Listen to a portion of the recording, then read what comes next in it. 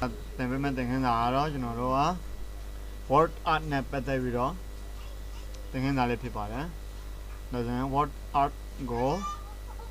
Microsoft Office PowerPoint 2010မှာနေပြီးတော့ဘယ်လိုမျိုးအသုံးပြုမလဲပေါ့နော်ကဲဒါဆိုရင်အရင်ရှင်းနေတဲ့ Word art ကိုကျွန်တော်တို့right click ထားပြီးတော့ delete slide လုပ်လိုက်ပါမယ်ပြီးတော့ဒီနေရာလေးမှာ Word art ကိုထည့်ပါမယ် Word art ကိုထည့်ဖို့အတွက်ဒီနေရာကိုဥပမာပေါ့နော်စာရိုက်မယ်ဆိုရင်တော့ကျွန်တော်တို့ကစာရိုက်ဖို့အတွက် home ကနေပြီးတော့ဒီနေရာပေါ်မှာတော့ဒီကောင်လေးကိုယူပါမယ်ယူပြီးတော့စာရိုက်ပါမယ်စာရိုက်ဖို့ word art ဆိုပြီးတော့ရိုက်ထည့်ပါ w အင်္ဂလိပ်လိုရိုက်မယ် w o r d word a r t word art control e နှိပ်ပါမယ်နောက်ပြီးတော့ control a နှိပ်ပါမယ် control a နှိပ်ပြီးရင် control ရဲ့ shift ရဲ့ greater than word art ပါနော် word art ကဲ word art ကိုကျွန်တော်တို့ကဒီမှာ color လေးတွေထည့်လို့ရတယ် color ထည့်ဖို့အတွက်ဒီကောင်လေးကို select ပေးမယ် color ထည့်မယ်ဟုတ်ပြီအောက်မှာ word art ထည့်ဖို့အတွက် insert ကိုတော့ပါ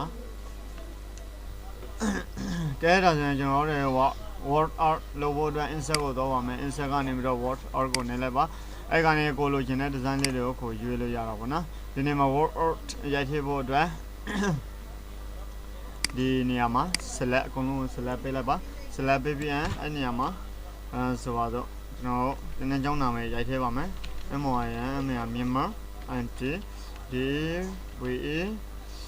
DVLOP Deployment Center CDER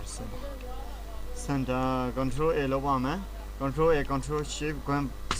Control Shift Great Less Than Myanmar IT Deployment Center သူ့ကိုအပေါ်ကင်ရင်လည်းဒီတိုင်းကင်ထည့်လို့ရပါတယ်ဒီ Microsoft Office PowerPoint 2010မှာပေါ့နော်ဒီမျိုးအပေါ်အောက်ရွှေ့ရှင်နေဆိုရင်တော့ shift ကိုနှိပ်ပြီးတော့ရွှေ့လို့ရပါတယ် shift ကိုနှိပ်ပြီးတော့တတဲနဲ့ရွှေ့လို့ရပါတယ်ဟုတ်ပြီအဲ့ဒါကိုနောက်ထပ်တစ်ခု layer ပွားရှင်နေဆိုရင်တော့ control ကိုနှိပ်ပြီးတော့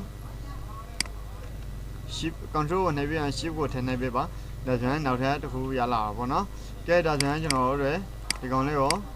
select ပေးရအောင်select ပေးပြီးတော့မြန်မာလိုရိုက်ပါမယ်မြန်မာလိုရိုက်ဖို့အတွက် shift ရဲ့ control ရဲ့ကိုတွင်းနှိပ်ပြီးတော့ရိုက်လို့ရတာပေါ့နော်ဒီနေရာမှာ George Win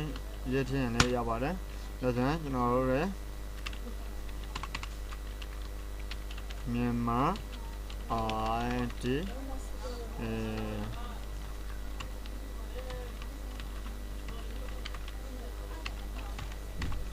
ဖွံ့ဖြိုးရေး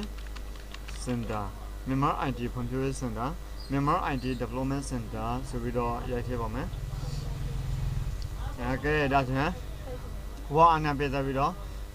ကိုနောက်ထပ် color လေးတွေထည့်ထည့်ရှင်နေဆိုရင်လည်းထည့်ထည့်လို့ရတာပေါ့နော် control A လုပ်ပါတယ် control A လုပ်ပြီးတော့ဒီနေရာမှာ color လေးတစ်ခုထည့်ပါမယ်အဝါရောင်လေးနော်သူကဝါရောင်လေးဆိုတော့ဒီအပေါ်က color ကိုလည်းပြောင်းလို့ရပါသေးတယ်သူ့ကိုတော့ color လေးတစ်ခုလောက်ထည့်ရှင်ပါတယ်ကျွန်တော်ဒီမှာခင်းရောင်နော်ခင်းရောင်ဒီကောင်လေးကို word အနေနဲ့ဖန်တီးရှင်နေဆိုရင်လည်းဒီနေရာမှာ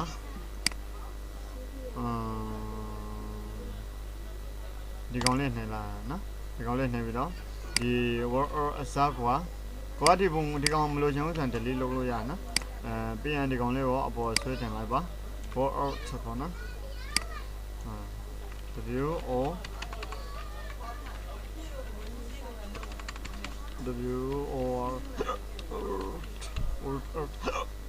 word ကဲအဲ့မှာ insert word မှာကွာ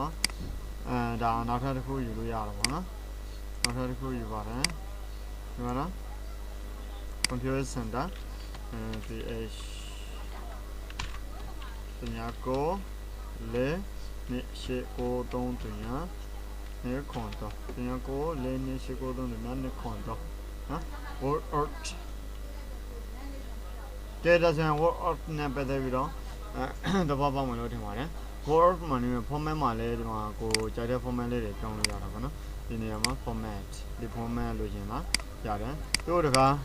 right click ထားပြီးတော့ format shift လေးတွေကိုစကြိုက်ပြန်ပြင်လို့ရသေးတာပေါ့နော်ဒီမှာ gradient fill လေးအသုံးပြုရှင်နေဆိုရင် gradient fill လေး okay close ပိတ်လိုက်ပါနောက်ဒီဖုန်းနံပါတ်ကိုလည်း right click ထောက်ပါတယ် format shift ဆိုတာရှိပါတယ်အဲ့မှာ gradient မှာကိုပုံစံလေးတွေပြောင်းသုံးမယ်ပြောင်းသုံးပြီးတော့ကျွန်တော်တို့ဒီပုံစံမျိုးကြိုက်တယ်ဆိုရင် close ပိတ်လိုက်ပါနော်ဒါဆိုရင်သူကလည်းအများကြီးလုပ်လို့ရတာပေါ့နော်ဒီချင်းမှာနော်ကဲဒီကောင်လေးကိုလည်းလုပ်ကြည့်ရအောင် right click ထောက်ပါတယ် right click ထောက်ပြီးတော့ဒီကောင်မှာ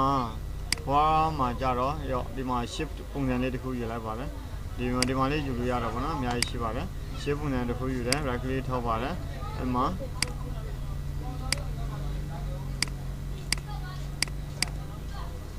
format shift ဆိုပြီးတော့ရှိပါတယ် format shift မှာgradient fill မှာတခါကိုကဘယ်လိုပုံစံမျိုးလိုချင်လဲသို့မဟုတ်သူနဲ့ပေါ်စေတဲ့ဟာလေးတစ်ခုလိုချင်လားပြီးတော့ close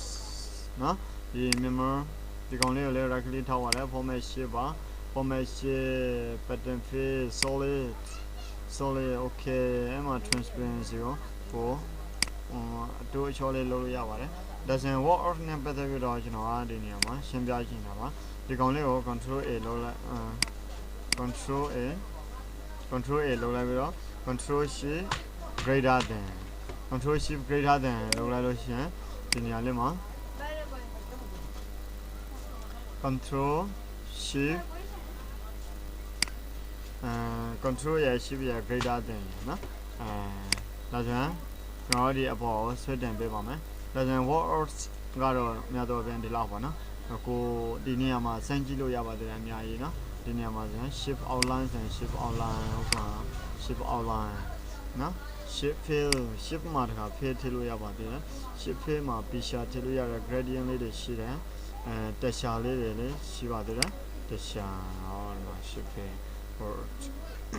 ဒီမှာလည်းကိုလုပ်ချင်တဲ့ဆိုရင်တော့အများကြီးဒီမှာရှိပါသေးတယ်နော်ဒါဆိုရင်ဒီ word order နဲ့ပတ်သက်ပြီးတော့နားလည်နေလို့ထင်ပါတယ်ဒီသင်ခန်းစာတော့ဒီလောက်ပါပေါ့နော်